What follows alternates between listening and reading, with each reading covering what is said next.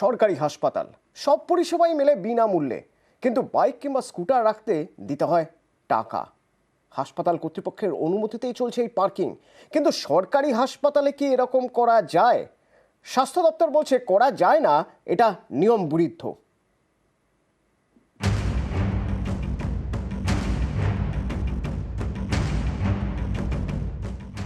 কলকাতার নামকরা সরকারি হাসপাতাল আরজি কর, প্রতিদিন ভিড়ে ভিড়।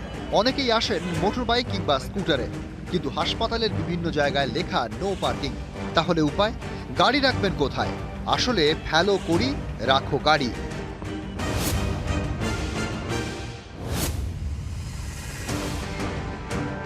দু চাকার গাড়ির জন্য হাসপাতালের বেসমেন্টে রয়েছে পার্কিং এর ব্যবস্থা। ঘন্টা প্রতি চার্জ 10 টাকা। বাইক কোথায় রেখেছিলেন? বাইক এইখানে পার্কিং পার্কিং এ পয়সা নিয়েছে? পয়সা নিয়েছে পার ঘন্টা 10 টাকা।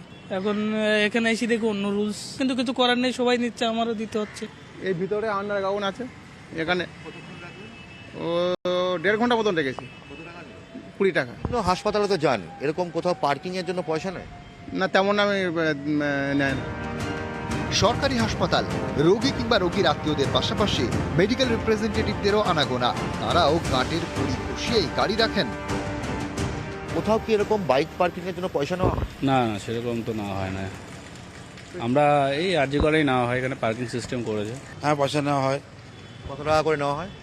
20 টাকা, কখনো 30 টাকা, যেভাবে যেরকম খুশি আর কি। আর আমাদের তো সময় একটু বেশি লাগে, ওপিডিতে ভিজিট করতে করতে 3-4 ঘন্টা লাগে, তো আমাদের থেকে নেওয়া হয় পয়সা।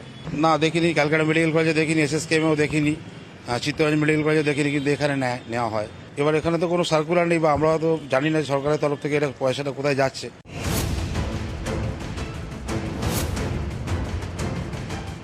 আরজিকর হাসপাতালে যে বেসমেন্টে যে 2 হুইলার পার্কিংটা হয়, ওটা কি স্যার হাসপাতাল অনুমোদিত? এটা তো আরকেএসের ডিসিশন। আচ্ছা, আর ওই টাকা নেওয়াটাও মানে হাসপাতাল আপনাদের টেন্ডার দিয়ে নেওয়া হয়, তাই তো? হ্যাঁ, একদম একদম। হ্যাঁ হ্যাঁ, অ্যাপ্রুভড আছে। যে লোকটা থাকে তার তো পয়সা দিতে হয়, নমিনাল পার্কিং হয়। কিন্তু অনেকেরই প্রশ্ন, সরকারি হাসপাতালে কি এভাবে পার্কিং এর জন্য টাকা নেওয়া যায়?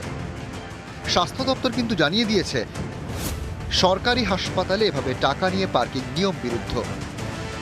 এতেই অনেকের প্রশ্ন, স্বাস্থ্য দপ্তর যখন বলছে নিয়ম নেই, তাহলে খাস কলকাতায় আরজি করের মতো সরকারি হাসপাতালে দিনের পর দিন এভাবে টাকার বিনিময়ে পার্কিং চলছে কিভাবে? রাজ্য স্বাস্থ্য দপ্তর বলছে কোনো সরকারি হাসপাতাল এইরকম ভাবে টাকা তুলতে পারে না। এইরকম ভাবে দিনের পর দিন হাজার হাজার টাকা নেওয়া হচ্ছে রোগীর আত্মীয়দের থেকে। এই টাকা পাচ্ছে কি? রাজ্য স্বাস্থ্য দপ্তর যে পাচ্ছে না সেটা একদম পরিষ্কার। তাহলে এই টাকা যাচ্ছে কোথায়? ক্যামেরা পিন্টু সরকারের সঙ্গে অভিজিৎ চন্দ, নিউজ 18 বাংলা, কলকাতা।